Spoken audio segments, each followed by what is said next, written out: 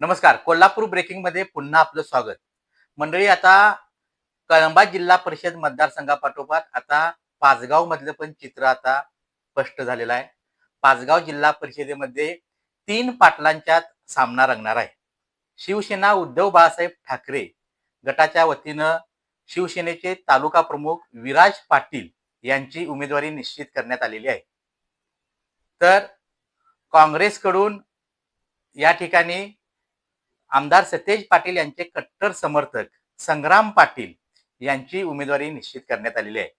तर भाजपमधून सौरभ भिकाजी गाडगीळ यांना डावलून महेश पाटील यांची उमेदवारी जाहीर करण्यात आलेली आहे. यामुळं भाजपमध्ये गाडगीळ समर्थक थोडे नाराज झालेले चित्र पाहावयास मिळत आहे.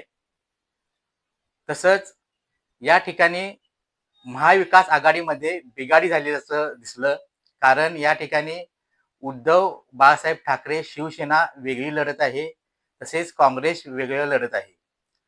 तसंच भाजपमध्ये देखील आता गाडगीळ समर्थकांची नाराजी स्पष्टपणे दिसत आहे. यामुळे महेश पाटील यांच्या समोर गाडगीळ समर्थकांची नाराजी दूर करणं हे महत्त्वाचं बनलेलं आहे. एकंदरीतच पाचगाव जिल्हा परिषद मतदारसंघ देखील आता आज दिवसभरात राजकीयदृष्ट्या ढवळून निघाला आहे. अशाच अपडेट्ससह मी पुन्हा भेटीन. तोपर्यंत नमस्कार.